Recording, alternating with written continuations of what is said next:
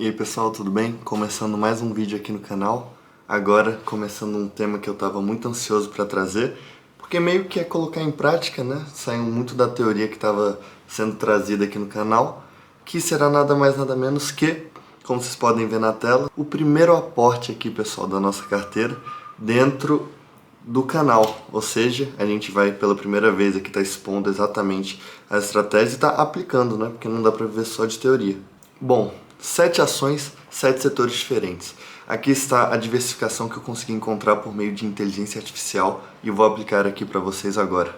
Então fiquem aí e confiram comigo aqui no próximo bloco. Bom pessoal, hoje nesse vídeo eu vou estar mostrando para vocês o motivo pelo qual eu escolhi cada um dos 7 ativos de 7 setores diferentes. Eu acho que já dá para entender um pouco que é por uma questão de diversificação. Estou protegendo meu patrimônio porque se um setor tiver mal, o outro acaba compensando. Isso é uma estratégia usada inclusive por grandes empresas que, para compensar o resultado de algum produto específico, tendem a comprar ou criar outro produto que possa estar igualando. Vou pegar um exemplo aqui. Atualmente a cerveja zero vem ganhando muito mercado, é isso que segura muito do resultado líquido do exercício de empresas como a Heineken ou empresas como a Ambev. Então é uma proteção gigantesca, pessoal. Bom, antes de tudo, gente, eu vou começar mostrando uma questão que eu acho que é muito interessante, que às vezes a gente já pula direto para o que interessa e acaba esquecendo algumas preliminares que fazem total diferença na hora de fazer uma análise, que é você criar o prompt. Eu, esses dias, estava tendo uma conversa com um amigo meu, inclusive, abraço João Pedro, que ele estava me dando algumas ideias sobre como é feita a criação de um prompt para você não ter uma ideia genérica, sabe? Então, um dos insights que eu tive em cima desse assunto foi pedir para a inteligência artificial me ajudar a criar o prompt e não só dar o prompt que eu vou criar para ela, porque ela entende melhor do que qualquer um como deve ser feito, dar todo o contexto, dizer quem ela é, para quem ela vai se comunicar, sabe? São coisas que fazem total diferença e que vão fazer com que a análise fique cada vez mais complexa e menos genérica. Aí, como vocês podem ver aqui, eu pedi ajuda para ela para criar um prompt para fazer uma análise de uma alocação de recursos em ativos específicos, analisando os pontos fortes, fracos, explicando a ideia do motivo pelo qual esses ativos foram escolhidos. Ou seja, eu acho sempre muito interessante colocar pontos fortes e fracos.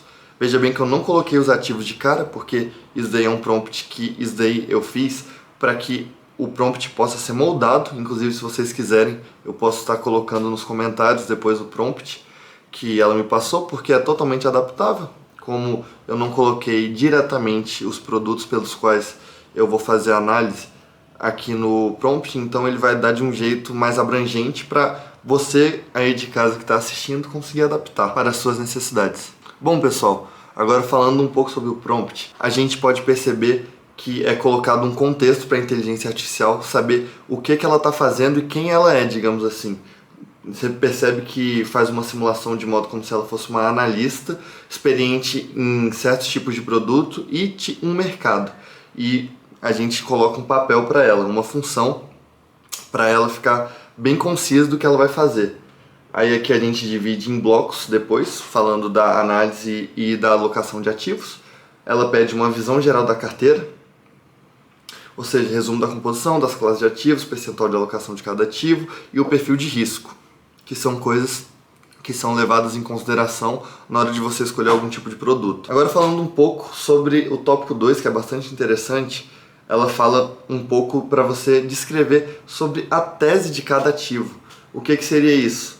Então ela pede para você o ativo listado, no caso que você vai comprar, não que você já tem, e ela vai fazer toda a explicação sobre o que esse ativo vai te trazer de benefício e dar uma ideia na qual faz sentido você escolher esse ativo.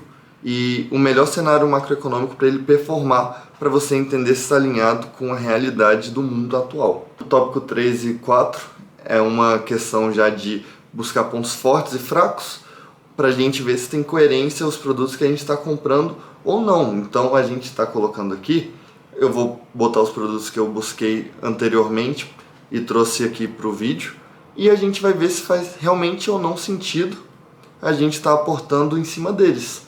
porque não adianta nada a gente ter a ferramenta e não usar, ou a gente só acreditar na ferramenta. Então a gente vai tentar balancear um pouco e achar um equilíbrio entre ferramenta e ser humano. Aí no tópico 5, ele busca mais uma questão de sugestões de melhoria, ou seja, além de ter feito toda a análise nos tópicos anteriores, agora ele vai dar sugestões e o que pode ser melhorado, adaptado, ou o que está sendo positivo na carteira. Aí aqui embaixo é uma questão de você alimentar com as suas informações para que você tenha uma análise personalizada que faça muito mais sentido com o seu perfil, com o seu patrimônio, com os seus objetivos e que possa estar alinhado com o que realmente você busca quando você vai fazer esse aporte. Aí aqui embaixo, pessoal, só para complementar, que eu acho bem interessante, você coloca o jeito que você quer que ele te responda, ou seja, você pede para ser direto, técnico, objetivo, usar uma linguagem. Essa questão da linguagem é algo totalmente pessoal. Como eu estou fazendo um vídeo aqui para vocês, eu quero uma linguagem mais abrangente para que a minha mensagem possa alcançar diversos públicos, mas tem pessoas que às vezes preferem uma análise mais técnica por ter um conhecimento mais desenvolvido, ou também pode ter uma linguagem mais acessível para facilitar o entendimento das pessoas que não se aprofundam tanto nesse tipo de tema. Bom, pessoal, como mostrado aqui, eu acabei de colocar o prompt colocando todos os dados da minha carteira e os ativos nos quais eu quero aportar. Eu não vou mostrar agora diretamente para vocês, que eu acho que fica mais interessante mostrar juntamente da análise. Aqui são os ativos do aporte, que eu separei em 7. Começando por ele, então. NVIDIA, que é o com ticker NVDC34. Então, NVIDIA, pessoal, setor de tecnologia, né, muito forte, como a gente pode ver aqui na análise, corresponde a 20% do aporte, já analisado anteriormente, porque eu fiz um teste aqui no Cloud antes de começar a gravar. Ele reforça a exposição internacional e o tema de inteligência artificial.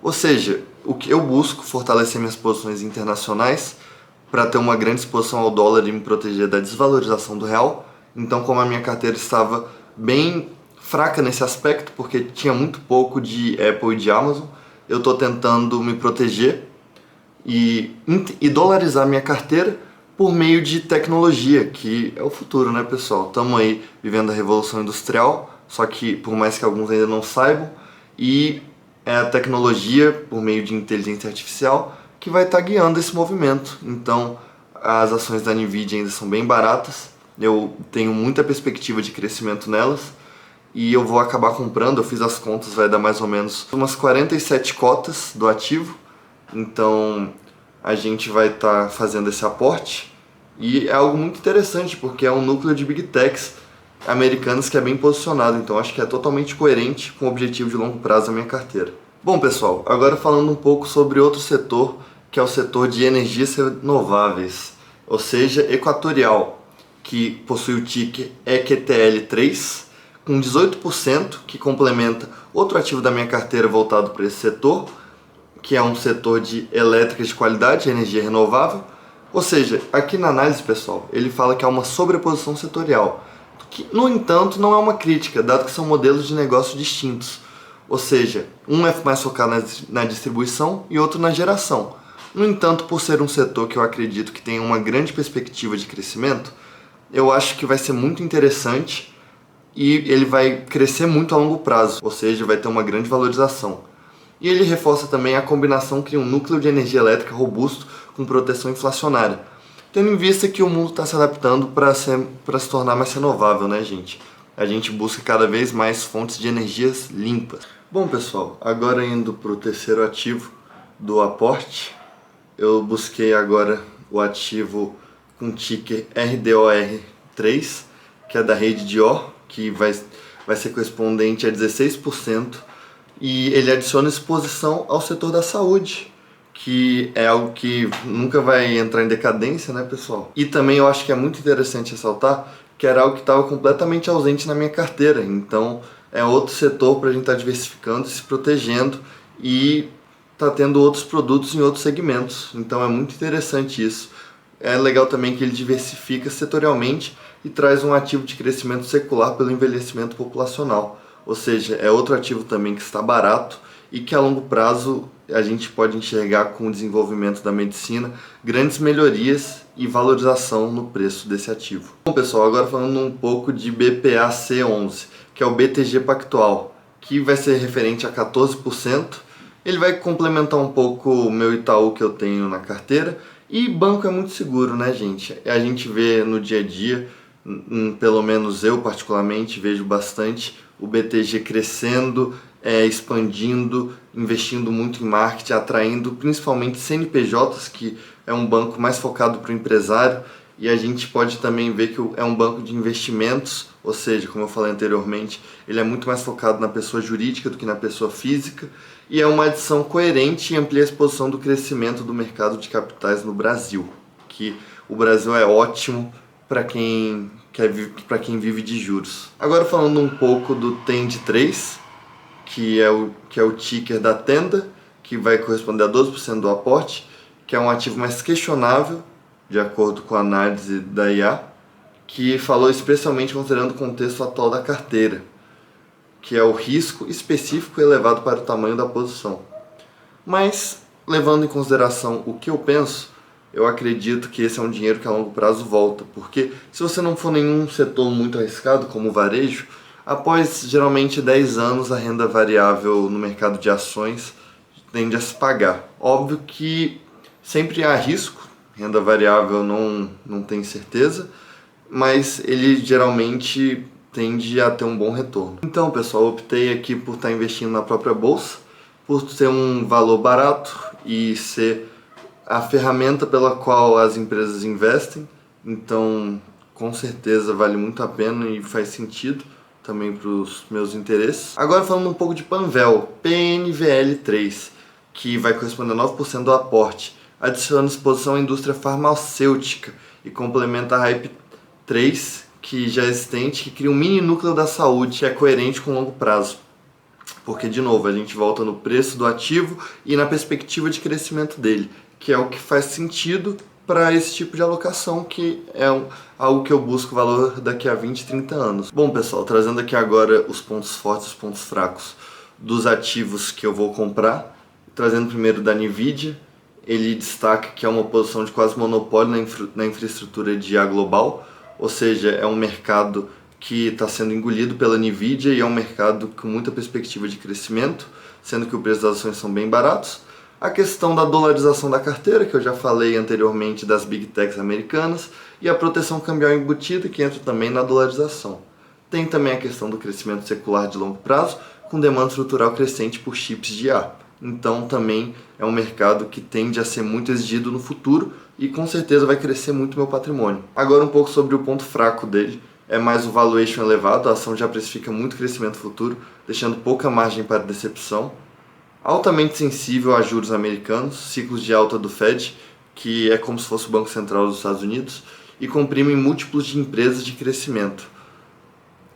Aí agora eu falo um pouco também do risco de concorrência crescente, o que é normal, mas eu não acredito muito nisso, tendo em vista que já é uma empresa totalmente validada no mercado, e quando você é disruptivo no mercado, você chega primeiro, você tem uma grande vantagem competitiva para as pessoas que estão chegando depois, porque você já consegue resolver gargalos e entender um pouco mais do mercado por já estar imerso nele há mais tempo. Aqui ele fala um pouco da concentração em um único nome para representar toda a tese de IA global, só que eu não concordo muito porque ele também se contradisse anteriormente com a chegada de concorrentes, então para mim não faz sentido nesse processo de validação os pontos fracos que ele fala em relação à NVIDIA, então eu vou seguir com a minha tese. Agora falando um pouco sobre Equatorial, pessoal.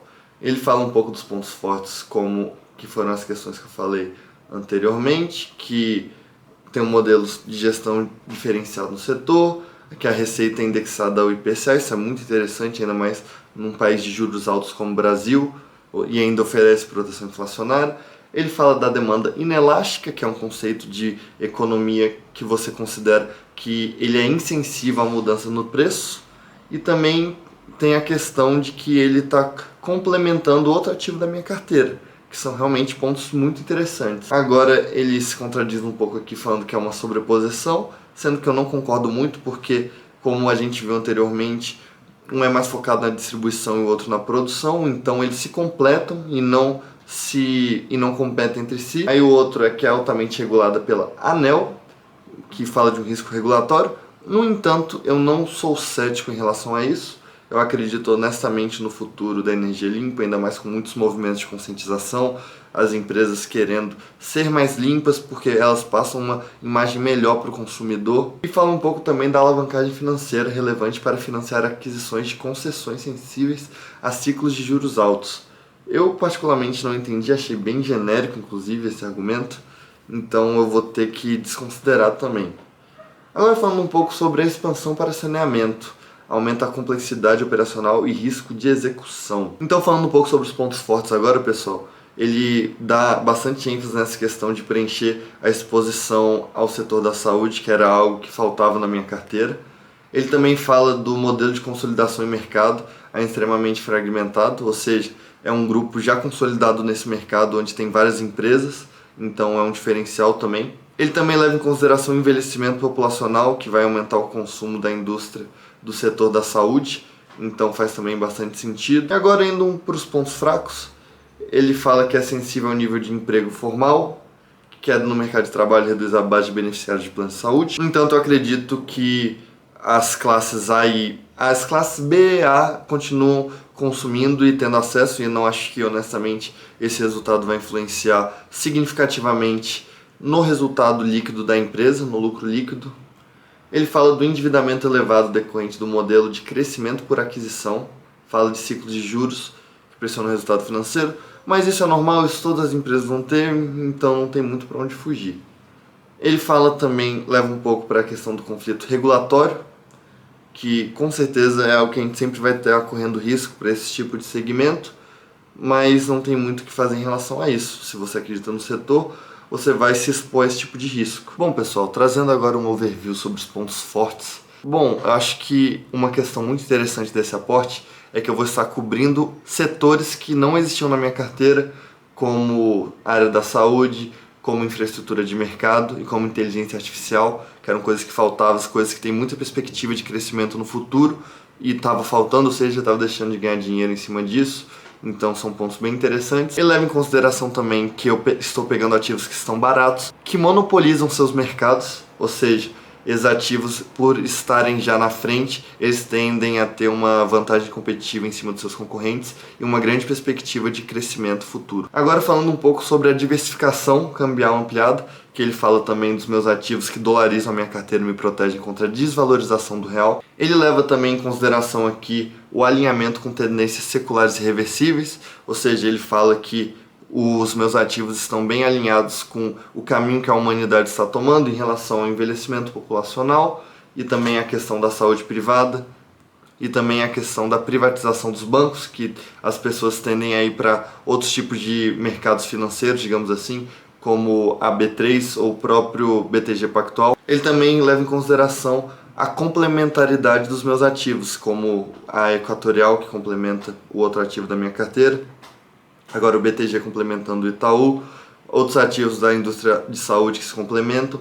Então eu estou, ao mesmo tempo que estou explorando novos segmentos, estou compensando outros, para eles ficarem em equilíbrio e eu não ter grandes variações da minha carteira. Agora falando um pouco sobre os pontos fracos, pessoal. Uma visão consolidada, ele fala que o TEND 3 é o único ativo que não pertence a essa carteira, ele não recomenda, não é uma questão de setor ou valuation, é coerência, ele fala que ele tem características opostas ao meu objetivo de crescimento cíclico, que a substituição por outros ativos resolveria o problema sem abandonar o setor, ou seja, eu vou estar validando depois esses dois ativos que ele sugeriu, mas pelo que eu vou pesquisar brevemente aqui,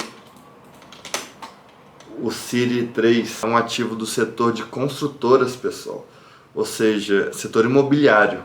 E agora, o outro que ele me recomendou é da área da saúde, que eu já não acho que faz tanto sentido, comparado com o TEND 3, que já é uma questão de construtora, então não está alinhado, realmente saúde não faz sentido, porque eu já tenho outros ativos da área da saúde, então eu vou manter o plano, talvez eu opte pela CIRI 3, ao invés da TEND 3, mas eu realmente quero consultoras, tendo em vista que o mercado imobiliário no Brasil não para de crescer e as pessoas sempre colocam expectativa de reduzir e nunca reduz, então eu vou continuar acreditando no crescimento do mercado. Ele fala um pouco da sobreposição imobiliária, levando em consideração que eu já tenho fundos imobiliários na minha carteira, No entanto, eu não vejo isso como um problema, porque os fundos imobiliários e as ações, elas têm papéis diferentes. O fundo imobiliário ele vai querer te pagar a curto prazo, ter um maior retorno rápido, e as ações elas vão querer valorizar na sua carteira e no futuro virar uma renda passiva e também valorizar o preço dela para quando você comprou para o momento que ela vai estar no futuro. Ele fala muito também da diluição, no entanto eu não acredito que é diluição, mas eu acredito que é sim uma cooperação dos ativos dentro da minha carteira. Eu não acho que eles só estão espalhados, então eu vou estar ignorando um pouco que ele fala dessa questão tanto do ativo da Equatorial quanto PNVL3. E uma coisa que é muito interessante que ele fala, que é a falta de renda passiva de curto e médio prazo, tendo em vista que os ativos são de crescimento. No entanto, é exatamente isso que eu busco. Pelo fato de eu não estar buscando uma renda passiva a curto prazo, eu busco ativos de crescimento, vão proporcionar um maior ganho em cima da venda deles, e não dos dividendos em si. Óbvio que isso daqui a muito tempo, então é algo que precisa de bastante calma, paciência e constância, mas a gente vai focar bastante então no crescimento. Esse é o objetivo para o longo prazo, pessoal. Sempre isso, crescimento e tempo. Aqui ele traz então, pessoal, um resumo de prioridade, enumerando as avaliações e as recomendações de cada ativo. Ele realmente está pegando no pé dos meus ativos que são mais focados na área de construção e energia renovável, mas como eu falei, são setores que eu acredito muito, que eu vejo muita perspectiva de crescimento no Brasil. E reforçando mais uma vez, pessoal, a gente faz uso da inteligência artificial não como a chave para todas as nossas respostas, mas apenas uma ferramenta que possibilite e melhore a nossa avaliação e tomada de decisão.